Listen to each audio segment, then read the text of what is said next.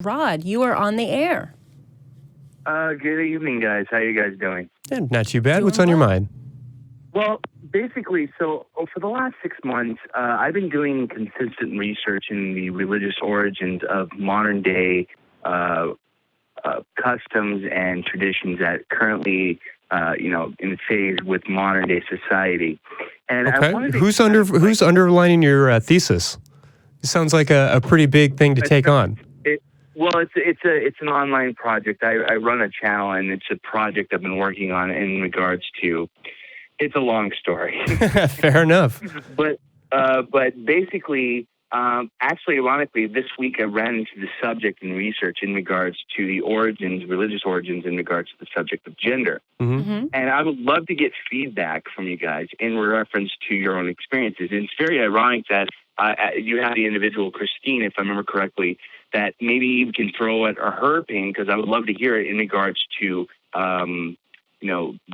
the origins of regards to reproductive rights and stuff. And I would love to get her feedback in relation to, what she's seen from her professional perspective of the origins of modern day traditions and stuff. That would be amazing if I can get feedback on that as well.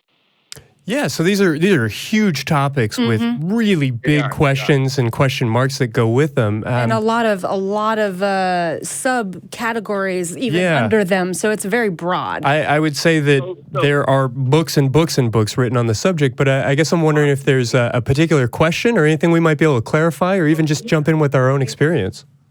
Well, let me ask you this. So here's a very simple question. Mm-hmm. In relation to this subject, what do you guys feel is the biggest influences on the subject of gender? That's what I'm hitting on this week.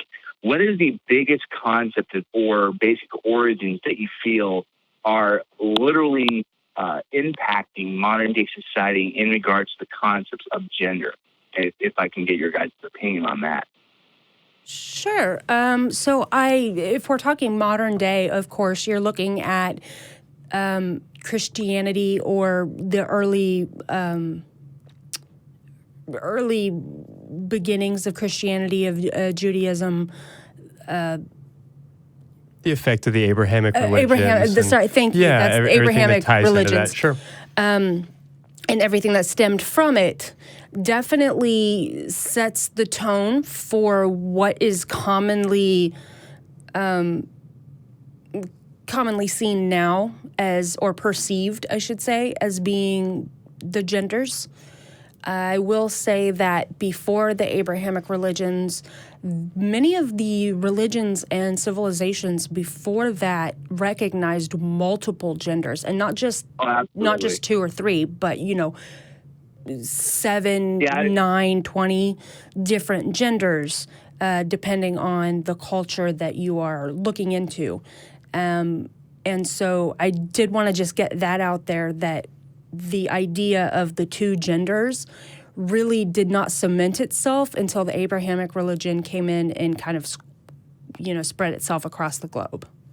Yeah. So when we're looking at kind of the influence of religion now, I mean, we can sort of trace back those roots and talk about how particularly the Abrahamic religions are probably tied to trying to guarantee paternity because of the advent of agriculture and trying to pass on land and ownership and the family name and all of these sorts of concepts. And we can unpack that in a lot of different ways. I would maybe point you towards Alpha God by Dr. Hector Garcia, who has been on the show, and we've talked with him before about the influence of... His name is Hector Garcia? I'm writing this down. Yeah, Hector Garcia. It'll be in the footnotes to the episode, but he's also been on our show and has some great things to say.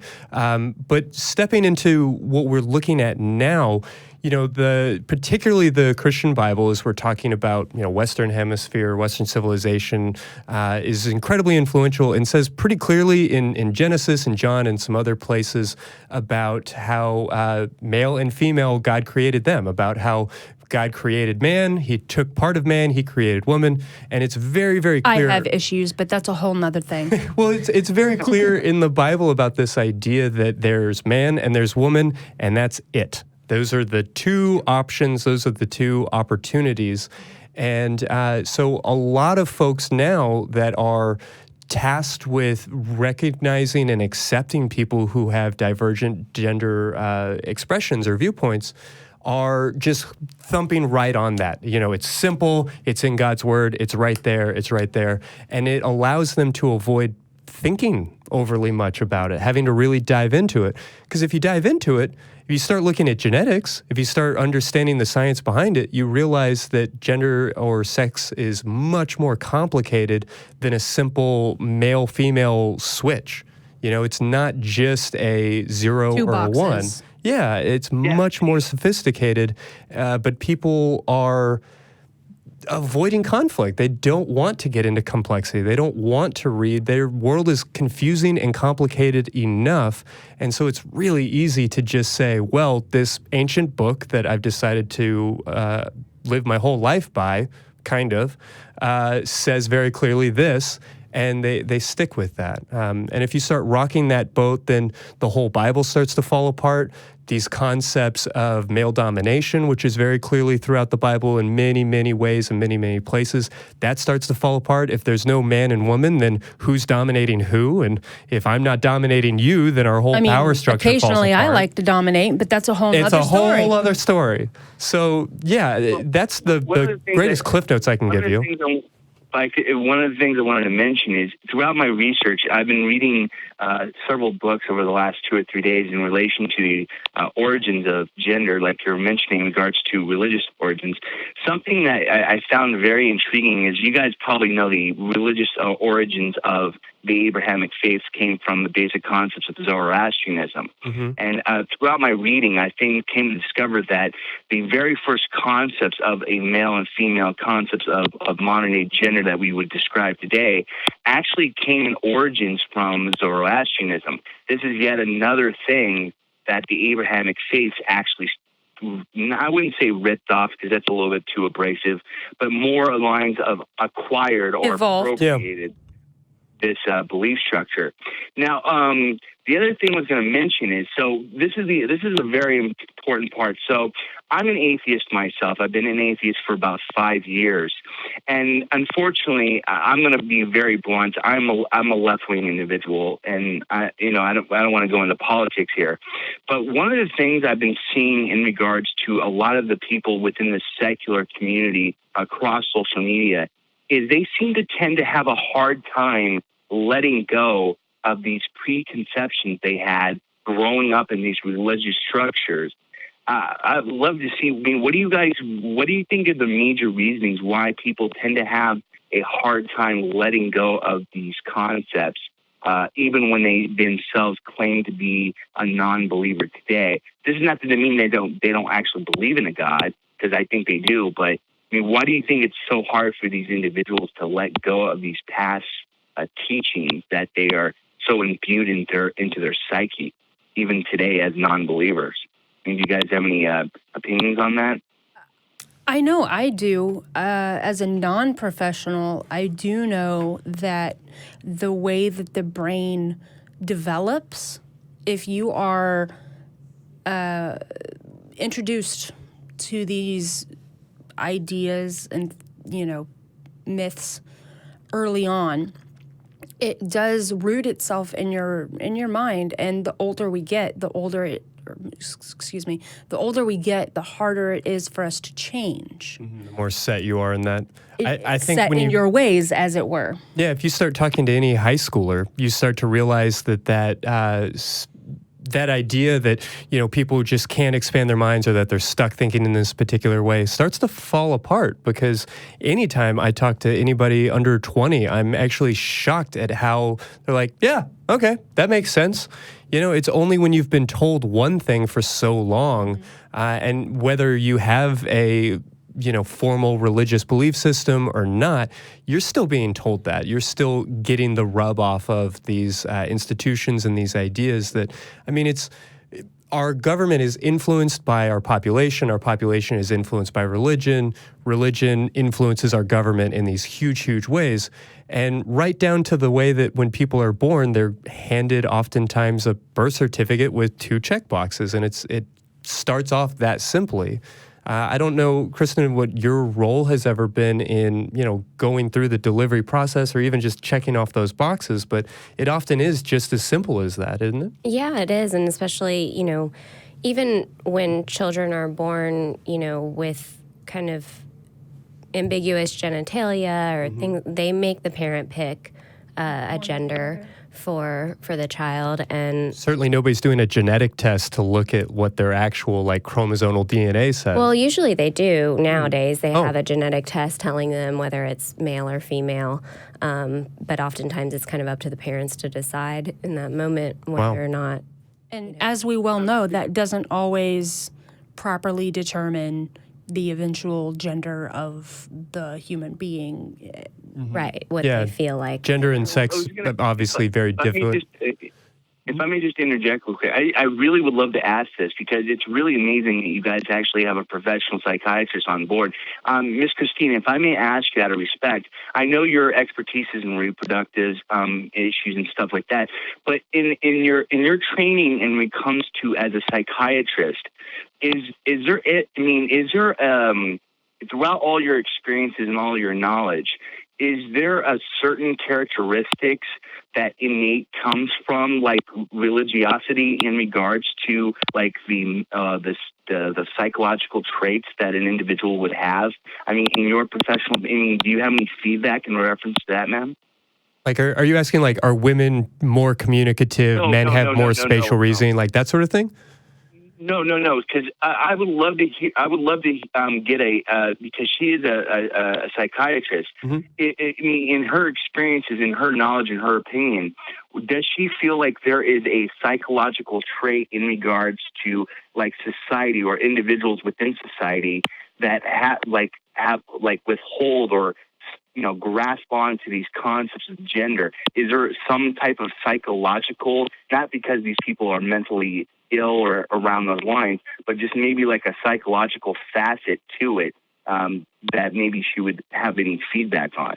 That would be amazing to hear if she would. Yeah, I mean, I don't know necessarily specifically with gender, but I think, when we're growing up and when we're young, we kind of form a lot of our beliefs in very simplified ways. So a good example is, for a chair, when you're young, you call everything a chair that has 4 legs and a seat and a back. And it's only as you kind of, grow older that you learn to differentiate between different types of chairs versus couches and things like that. So it's kind of, we kind of grow up putting things in boxes, and it's hard to then change that in our mind later on, especially through experiences in our culture that separates out things such as gender. Then eventually, it kind of gets set in your mind that, well, this is how it was when I was younger, and these are the experiences that have reinforced that, and changing that gets to be a little more difficult, I think. I did want to... If I may ask him, do you feel that because of growing up in a religious environment that it builds up a certain persona, or not persona, that's the wrong word, but a certain characteristic that a lot of these individuals that even become secular later on in life, is there a characteristic that these individuals could use to help possibly, change their viewpoints in regards to this at all? Is there any, not methodology, I'm trying to find the right words for it. Is there a good way to help an individual, try to help them break from these old habits or these old characteristics that they grew up with to, embrace what logic and, common sense would kind of point to? Is there any way that you can possibly think, ma'am, that would help in that process? That's a very good question. I think if we had a way to change the way that people think and believe, that we'd probably make a lot of money doing that. Yeah, we have these things, but there's no magic answer, right? Of course. Right. And I did want to say that along the lines of, why people think what they do and why they stick as we say, stick to their guns so tightly, is because a lot of these concepts, when they are learned so early on, they become part of a person's self-identity. And so that when you attack this thing, what they see is you are attacking them. You're not attacking this nebulous, this concept. You are attacking them, the person. And so they would feel like you're personally doing like an ad hominem to them. Mm-hmm. It's something that they've basically had a grasp on for so long. Right. They think it's a personal attack. So I think it's important for us to, when we are having these discussions. Sometimes they turn into arguments, but let's try and keep them as discussions, because the second they turn into an argument, it becomes defensive. When we are having these discussions, it's important to first differentiate the concept from the person and make sure that as you continue your conversation, it is clear that you are only questioning the concept. You're not questioning the person. Individual. Gotcha. And attack the ideal, not the individual. Correct. But most of the time when you attack, and I hate the word attack too, when you are questioning the idea, you need to make it very clear that you are not questioning the person. Yeah, because there have been moments, I won't lie, that, I've had discussions with individuals that are, literally, we have similar viewpoints in regards to, theology, in regards to being secular and atheist, but I've had disagreements with individuals that had, it seemed like they had a hard time understanding the concept, for example, gender, concepts of, humanism and advocating for everyone for equal rights and, like feminism and stuff like that, how there's good and bad feminism depending on, how they use it and how, if they're attacking other people and doing bigotry themselves. And that's one of the hardest things that I have had to experience in speaking to these individuals in relation to their set ways, even if they have embraced a good portion of, just logical thought process. And that's one of the hardest things. I guess that's one of the main reasons why I wanted to get your guys' feedback in relation to this, because I had a previous experience with this. And, I've been trying to find, and there's no best way that I can imagine that I could ever approach this subject with someone. But I guess I'm trying to find the most, I'm trying to find the right word. It's not convenient, but more on the lines of the best method to address this, any subject in relation to individuals that may still have this mind frame, if that makes any sense. Yeah, I appreciate what you're saying. I mean, a lack of belief in a God or just any level of questioning doesn't necessarily lend itself immediately to an appreciation for all of humanity and a progressive ideal and like a respect for others. So it can get frustrating when it feels like it's so obviously right there that, taking care of everybody, rising tides and all boats and all of these sorts of things, that these would be important values with somebody that you think should share your ideas. So I recognize how aggravating that can be.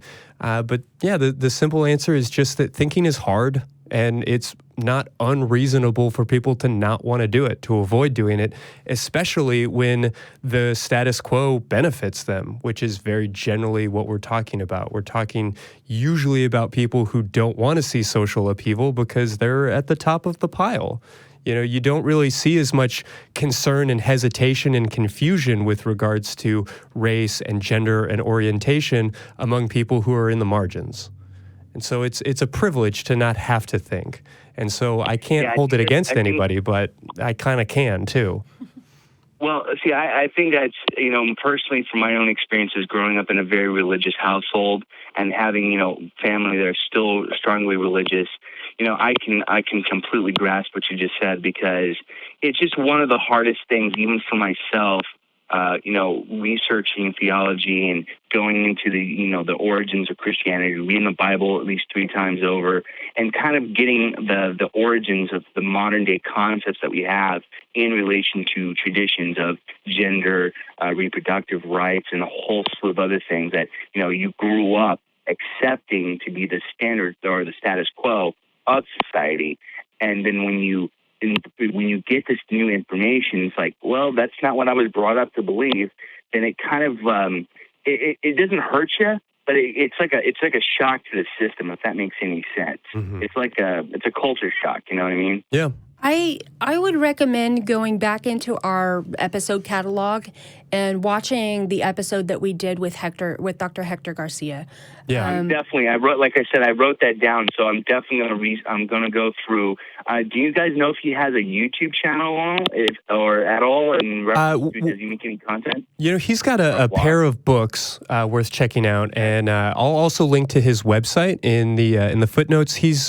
Does not have his own podcast, but he's appeared on a number of both ACA shows and other YouTube shows and podcasts and things like that. So yeah, he's got a TED Talk out. I mean, he's out there. So it's definitely worth taking a look at his catalog. Absolutely, because especially on the subject of my research in reference to the subject this week, mm-hmm. That's one thing I'm going to probably have to do, and probably look over his content, and I'm going to have to see if his books are available online or. Oh yeah, I've gotten them both off of the Amazon store right on my Kindle, awesome. And it's a worthy read. Awesome. Well, thank you so much, guys, for your information. Thank you, especially to Christine. I greatly appreciate a perspective from a psychological perspective. So thank you very much for your guys' information. This has helped a lot in regards to my research. So. Well, great. Yeah, good luck on your project. Feel free to shoot us an email when you put something together. We're sex@atheist-community.org. It's going to be at least a couple months because, again, the entire symposium of my work is in regards to the religious origins of modern-day society. See, me, just to wrap this up, one of the things that I have a belief on, again, I have, this is, the evidence is iffy because I have to do a lot of research to back up my claims. Mm-hmm. But one of the biggest things in regards to my own understandings growing up in a religious household and being an atheist today is a lot of people don't understand that a lot of the traditions, a lot of the origins we have today, especially in regards to politics and reproductive rights and a lot of those things, they're all based on some type of theology. Mm-hmm. And when you mention that to individuals, they have a hard time, if you speak about something that wouldn't look like it's based on theology, it actually is. So that's where that's why I'm working on this. So yeah, I'll try to keep you guys up to date on it. Yeah, keep us updated. Shoot us an email, and thanks so much for calling in. You too, guys. You guys take care, and thank you so much for the info. Absolutely. Yeah, he's not wrong. I mean, we still say bless you when people sneeze. I mean, we say goodbye, which is I try to say Parmesan, but sometimes I can't help myself. It's so ingrained that bless you. Yeah. I have a friend who just had a baby, and there is something deeply human about sitting silent when a baby sneezes. Like, it just feels unnatural. It's just wrong. And so because you're supposed to laugh. Right?